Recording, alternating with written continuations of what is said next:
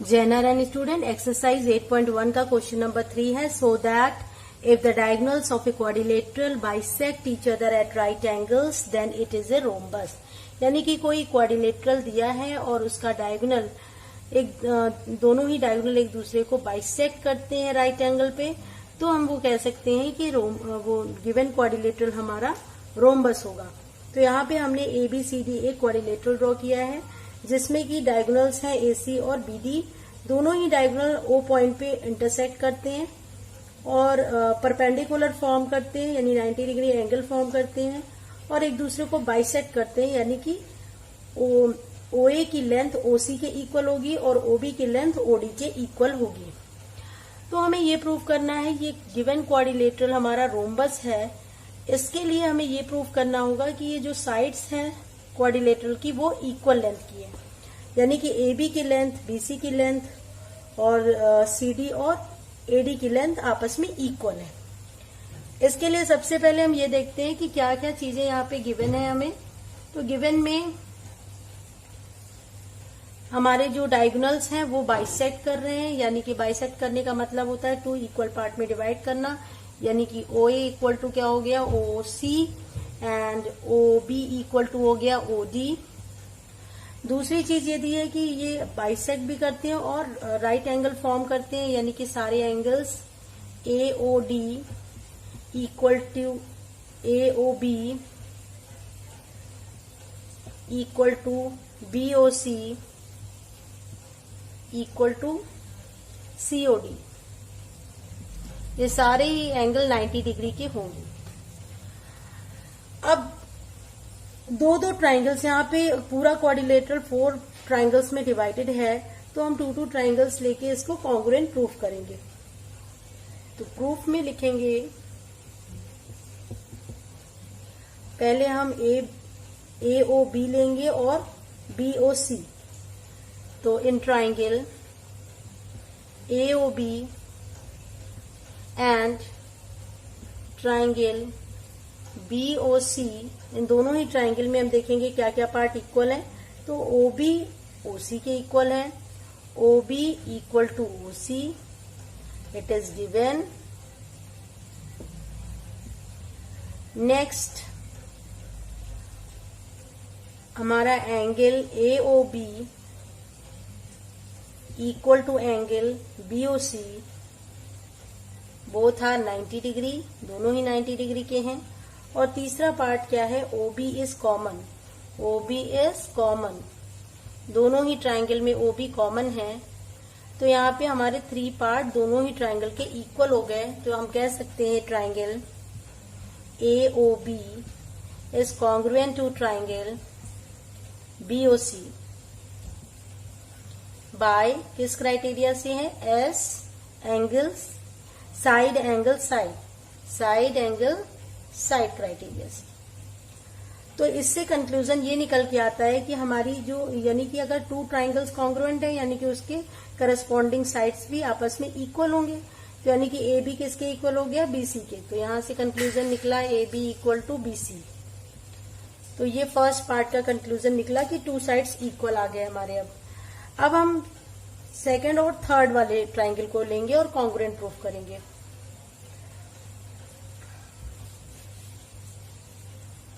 तो इसके लिए हम ले लें triangle BOC and triangle COD. इन दोनों ट्राइंगल में देखेंगे क्या क्या पार्ट इक्वल है. तो यहाँ हम देख रहे हैं OB इक्वल टू OD है, OB इक्वल टू OD हो जाएगा. ये बाइसेक्ट हो रहा है इसलिए इक्वल है, डायगोनल्स बाइसेक्ट कर रहे हैं. दूसरा क्या है एंगल जो हमारा है BOC इक्वल हो गया COD के, ये दोनों ही 90 डिग्री के हैं. और थर्ड पार्ट हो गया कि OC दोनों ही ट्राइंगल में कॉमन दिख रहा है, OC इज कॉमन. तो यहाँ पे भी हम देख रहे हैं कि 3 पार्ट इक्वल हो गए दोनों ही ट्राइंगल में.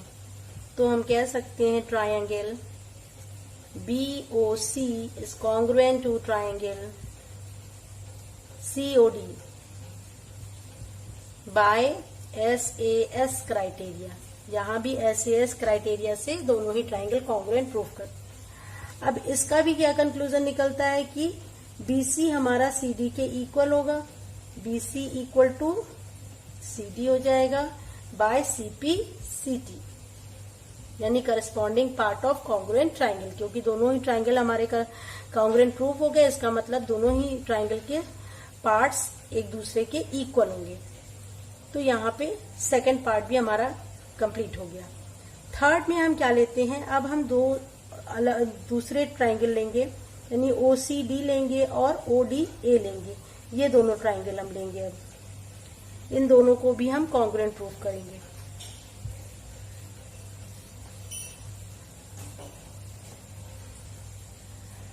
तो थर्ड पार्ट में हम लेते हैं in triangle COD and in triangle OAD। इन दोनों ट्राइंगल में देखेंगे तो यहाँ पे OA इक्वल टू OC ये हो गया, बाइसेक्ट हो रहे हैं इसलिए diagonals bisect each other, and angle AOD equal to angle COD, दोनों ही 90 डिग्री के हैं। एंड थर्ड पॉइंट हो गया कि OD is common, OD is common, दोनों ही ट्राइंगल में OD कॉमन है। तो यहाँ ट्राइंगल हमारा AOD कॉन्ग्रुएंट हो गया triangle COD by SAS criteria. यहाँ पे भी SAS क्राइटेरिया यानी कि साइड एंगल साइड क्राइटेरिया लगा हुआ है। अब इन दोनों से भी ये कंक्लूजन निकलता है कि हमारा CD जो साइड है वो किसके इक्वल हो गया, AD के इक्वल हो गया। अब अगर तीनों को ही हम मर्ज कर दे, तीनों ही पार्ट को, तो इससे ये कंक्लूजन निकलता है कि AB किसके इक्वल था, फर्स्ट पार्ट में AB BC के इक्वल था, फिर सेकंड में BC CD के इक्वल था, और थर्ड में CD AD के इक्वल है, यानी कि सारे ही आपस में इक्वल है, यानी AB equal to BC equal to CD equal to AD, यानी कि इस क्वाड्रिलेटरल के ऑल साइड्स इक्वल हो गए। इसका मतलब है quadrilateral ABCD is a rhombus. और ये था सोल्यूशन क्वेश्चन नंबर 3 का। एक्सरसाइज 8.1 का क्वेश्चन नंबर 4 है, so that the diagonals of a square are equal and bisect each other at right angle. हमें ये शो करना है कि स्क्वायर के डायगोनल्स एक दूसरे को बाइसेक्ट करते राइट एंगल में और इक्वल होते हैं। तो इसके लिए हम पहले ये देख लें कि स्क्वायर की क्या क्या प्रॉपर्टी है, कि स्क्वायर में ऑल साइड्स इक्वल होते हैं और एंगल्स 90 डिग्री के होते हैं। तो डायगोनल्स को इक्वल प्रूफ करने के लिए हम क्या करें, ट्राइंगल ADC और DBC ले लें। तो इसके लिए हम क्या करेंगे, इन दोनों ही ट्राइंगल को कॉन्ग्रुएंट प्रूफ करेंगे। तो यहाँ सबसे पहले गिवन में है, in square all sides are equal, then AB equal to BC equal to CD equal to DA। और दूसरा क्या है, ऑल एंगल्स 90 डिग्री के हैं, तो angle BCD equal to angle CDA equal to DAB equal to ABC। ये सारे ही angle क्या हैं, 90 डिग्री के। तो हमें यहाँ प्रूफ में क्या करना है, प्रूफ में हम ट्राइंगल, अगर ट्राइंगल ADC एंड ट्राइंगल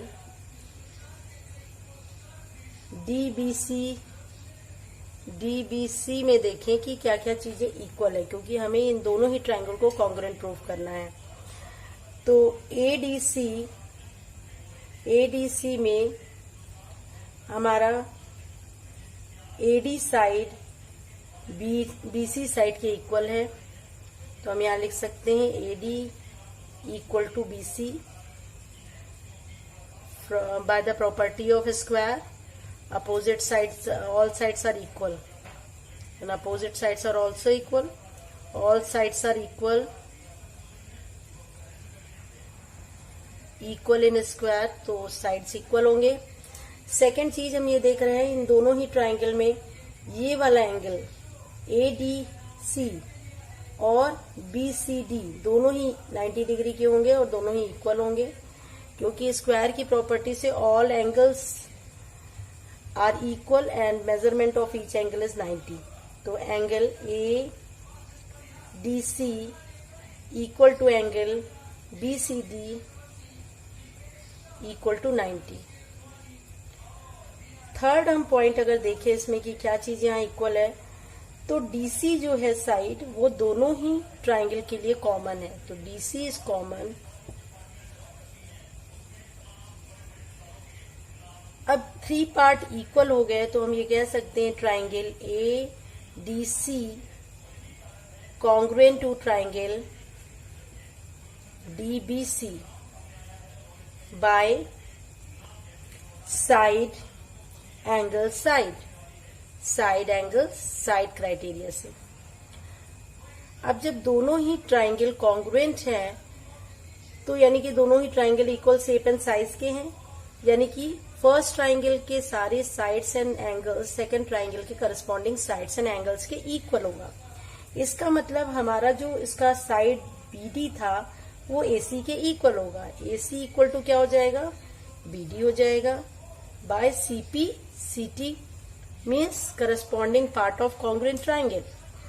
तो ये AC और BD क्या है, ये हमारे क्वाड्रिलेटरल यानी स्क्वायर के डायगोनल्स हैं. तो हमें जो प्रूव करना था कि डायगोनल्स इक्वल हैं, तो ये हमने इस पार्ट को प्रूव कर दिया यहाँ पे कि डायगोनल्स इक्वल है.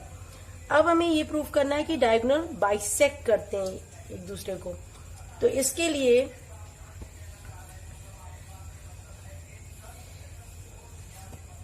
अगर हम ये दोनों ट्राइंगल को ले लें, अगर ये O पॉइंट है, AOB और ODC ले लें, तो in triangle OAB and triangle ODC, इन दोनों ट्राइंगल में देखें तो हमारा AB इक्वल टू किसके होगा, AB इक्वल टू DC, क्योंकि all sides are equal in square, all sides equal.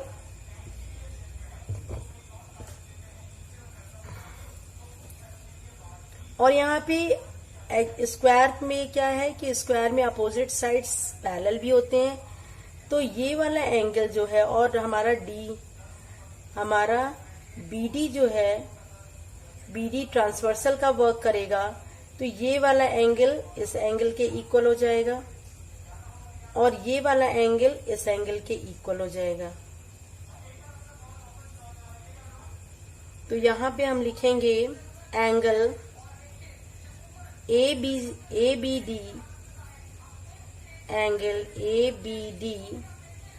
Equal to angle BDC. ये क्या है, alternate interior angles.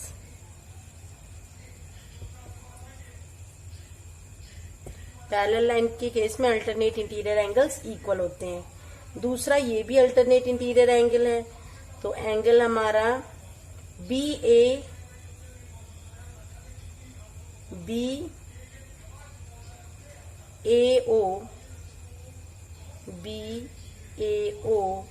Equal to हो जाएगा OCD, और ये भी हमारा अल्टरनेट इंटीरियर एंगल है. तो हम देख रहे हैं दोनों ही ट्राइंगल में 2 एंगल्स एंड 1 साइड इक्वल है.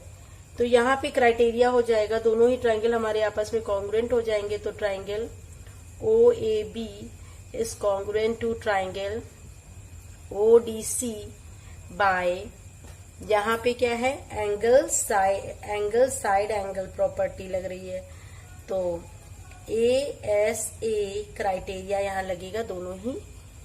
अब इससे क्या होता है कि अगर ASA क्राइटेरिया लग रहा है यानी कि दोनों ही ट्राइंगल हमारे कॉन्ग्रुएंट प्रूफ हो गए, यानी कि फर्स्ट ट्राइंगल के सारे ही sides and angles second triangle के साइड्स एंड एंगल्स के इक्वल होंगे। तो यहां से हम कह सकते हैं कि OB equal to OD, OB equal to, क्योंकि these are part of triangle, OB equal to OD and OA equal to OC, ये दोनों पार्ट भी इक्वल होंगे। और यही हमें प्रूव करना था कि ये बाइसेक्ट करते हैं। बाइसेक्ट करने का मतलब है कि ये इक्वल पार्ट में डिवाइड करते हैं। तो ये था इसका सोल्यूशन। एक्सरसाइज 8.1 का क्वेश्चन नंबर 5 है, so that if the diagonals of a quadrilateral are equal and bisect each other at right angle then it is a square. तो यहाँ पे दिया गया है क्वाड्रिलेटरल ABCD है, जिसमें कि डायगोनल AC और BD क्या है, इक्वल हैं और एक दूसरे को बाइसेक्ट कर रहे हैं राइट एंगल पे। तो ये ABCD हमारा स्क्वायर होगा, ये हमें प्रूफ करना है। तो इसके लिए हम देखें कि ये अगर बाइसेक्ट कर रहे हैं और ये पॉइंट O है, तो this part is equal to this and this part equal to this, और ये 90 डिग्री एंगल फॉर्म कर रहे हैं यहाँ पे। तो यहाँ पे पहले हम ये देखें क्या चीज गिवन है हमें। तो यहाँ पे गिवन है diagonal AC equal to BD, और अगर ये हम एंगल 1, 2, 3, 4 कर दें तो angle 1 equal to angle 2 equal to angle 3 equal to angle 4, और यहाँ पे OB equal to OD, OB equal to OD equal to OC equal to OA, ये हमें गिवन है। तो सबसे पहले बात हमें प्रूव करना पड़ेगा कि इसके साइड्स जो है इक्वल हैं, तभी हम ये कह सकते हैं कि ये क्वाड्रिलेटरल स्क्वायर है। तो इसके लिए हम क्या करें, दो ट्राइंगल हम कॉन्ग्रुएंट प्रूफ करेंगे। तो पहले हम ट्राइंगल ले लें, in triangle AOB and triangle BOC, इन दोनों ट्राइंगल को लेंगे। तो यहां हम देख रहे हैं कि हमारा OA और OC इक्वल है, दोनों ही ट्राइंगल में OA इक्वल टू OC है। फिर हमारा ये वाला एंगल जो है OB साइड हमारा कॉमन है, OB is common in both the triangle, और ये एंगल इस एंगल के इक्वल है, यानी एंगल 1, एंगल 2, एंगल 3 के इक्वल है। तो यहाँ पे 3 पार्ट दोनों ही ट्राइंगल में इक्वल हो गया। तो हम ये कह सकते हैं कि ट्राइंगल AOB कॉन्ग्रुएंट है ट्राइंगल BOC के, यानी ये दोनों ट्राइंगल आपस में कॉन्ग्रुएंट हो गए। तो ये किस क्राइटेरिया से हो गया, साइड एंगल साइड क्राइटेरिया से। अब इससे ये प्रूफ हो गया, कंक्लूजन निकला कि AB इक्वल टू क्या हो गया, BC, यानी कि ये दोनों साइड्स इक्वल प्रूफ हो गए। इसी तरीके से अगर हम ये वाले ट्राइंगल और इस ट्राइंगल को लेंगे तो हमारा BC CD के इक्वल हो जाएगा। फिर इस ट्राइंगल और इस ट्राइंगल को लेंगे तो CD हमारा AC के इक्वल हो जाएगा। तो यहाँ पे हम सारे पार्ट को प्रूफ ना करके हम लिख देंगे सेम एज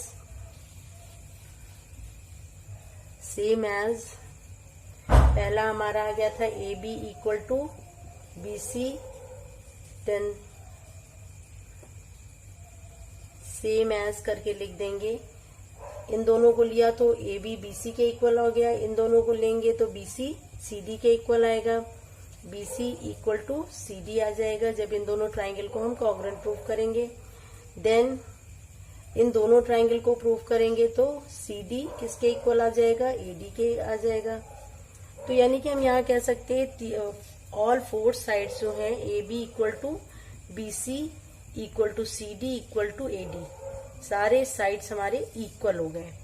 यानी कि कोई भी क्वाड्रिलेटरल की साइड्स अगर इक्वल हैं तो उनको हम कहते हैं इट इज ए रोम्बस। ये हमारा क्या हो गया, ये रोम्बस हो गया। यानी हम कह सकते हैं quadrilateral A B C D is ए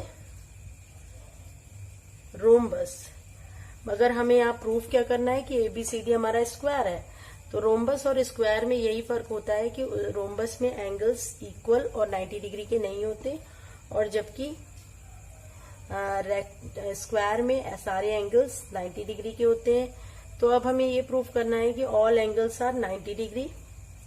तो इसके लिए हम क्या करेंगे कि यहां हम देखें तो हम angle A B C in triangle A B C and in triangle B D C, ये दोनों ट्राइंगल ले लें बी डी सी। अब इन दोनों को कॉन्ग्रुएंट करेंगे। तो इसके लिए हम ये देखें ए बी हमारा डी सी के इक्वल हो चुका, A B equal to D C, ये हमने प्रूव कर दिया है।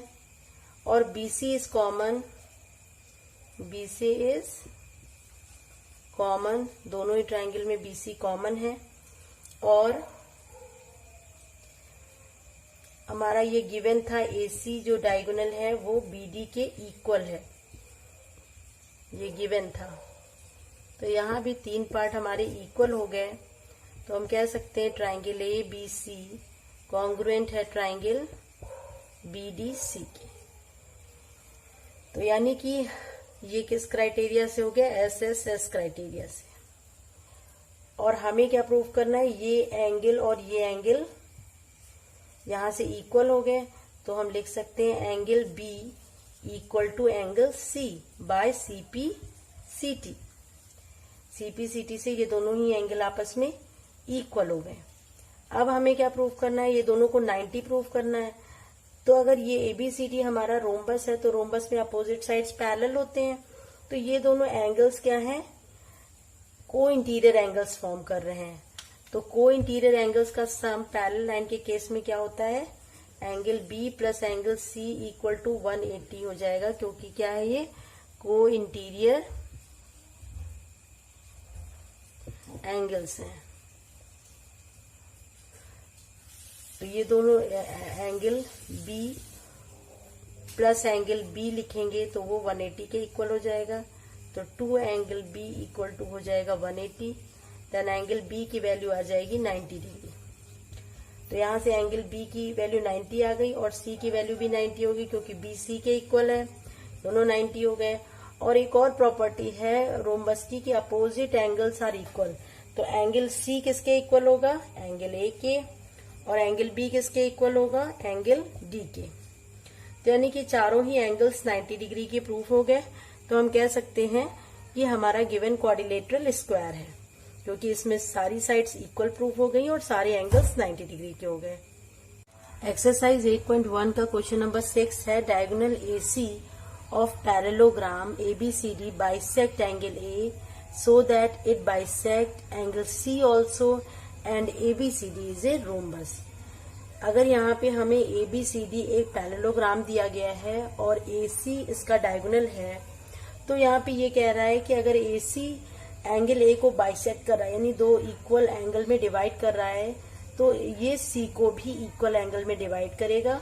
और सेकंड पार्ट हमें ये प्रूव करना है कि ये पूरा ABCD जो क्वाड्रिलेटरल है यानी पैरेललोग्राम है वो हमारा रोम्बस है। तो इसके लिए हम ये देखें कि हमने अगर ये दोनों एंगल्स इक्वल हैं तो इसको 1 ले लिया और ये 2 हो गया हमारा, ये एंगल हमने 3 ले लिया और ये हमारा 4 हो गया। तो अब हम यहाँ पे लिखेंगे, गिवन है हमें यहाँ पे एंगल 1 इक्वल टू एंगल 2 के, यानी एंगल 1 एंगल 2 के इक्वल है, ये हमें गिवन है, इट इज गिवन। अब यहाँ पे अगर हम ये देखें ABCD इज ए पैरेललोग्राम और पैरेललोग्राम में अपोजिट साइड्स पैरेलल और इक्वल होते हैं। अगर ये पैरेलल है और AC ट्रांसवर्सल का वर्क कर रही है तो एंगल 4 किसके इक्वल होगा, एंगल 2 के इक्वल होगा। तो यहाँ पे प्रूफ में हो जाएगा एंगल 2 इक्वल टू एंगल 4। ये क्या है, अल्टरनेट इंटीरियर एंगल्स हैं, अल्टरनेट इंटीरियर एंगल्स हैं, क्योंकि हमारा ए बी डी सी के पैरेलल लाइन है, because A B is parallel to D C. तो पैरेलल लाइन की कंडीशन में अल्टरनेट इंटीरियर एंगल्स इक्वल होते हैं। फिर हमारे सेकंड अपोजिट साइड्स भी पैरेलल और इक्वल होते हैं पैरेललोग्राम के केस में। तो यहाँ पर भी हमारा 1 एंगल 3 के इक्वल होगा, तो एंगल 1 इक्वल टू एंगल 3 हो जाएगा। ये भी अल्टरनेट इंटीरियर एंगल्स हैं। तो एक हमें ये इक्वेशन मिल गई, फर्स्ट सेकंड, ये हमारा फर्स्ट हो गया, this is second and this is third. इन तीनों को हम ध्यान से देखें तो 1 2 के इक्वल है और 2 4 के इक्वल है। तो 1 किसके इक्वल हो जाएगा, 2 के, ये गिवन था। अब 2 4 के इक्वल है, 4 के इक्वल लिख दिया। और फिर 1 3 के इक्वल है, तो 1 किसके इक्वल हो जाएगा, 3 के, यानी सारे ही एंगल आपस में इक्वल है। ये हमारा फोर्थ हो गया पार्ट। तो यहाँ पे अगर सारे ही पार्ट इक्वल हैं तो हमें प्रूफ करना था एंगल 4 इक्वल टू एंगल 3। तो एंगल 4 एंगल 3 के इक्वल है। तो यहाँ हम कह सकते हैं AC बाइसेक्ट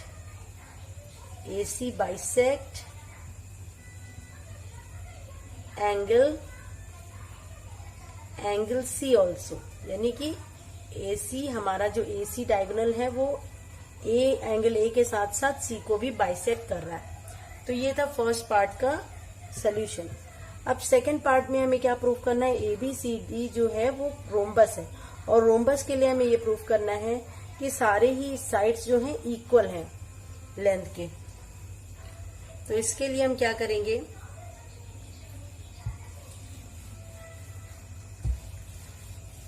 हमको एक कंक्लूजन मिला है कि सारे एंगल्स हमारे angle 1 equal to angle 2 equal to angle 3 equal to angle 4, और हम यहाँ पे हमें चारों ही एंगल इक्वल मिल गए। इससे क्या होगा कि हम कह सकते हैं कि 1 के अपोजिट जो एंगल 1 के अपोजिट जो साइड है वो क्या है, DC इक्वल टू 2 के अपोजिट साइड BC, देन 3 के opposite side AB, and then 4 के अपोजिट साइड AD आपस में इक्वल है। इसका रीजन क्या हो जाएगा, साइड्स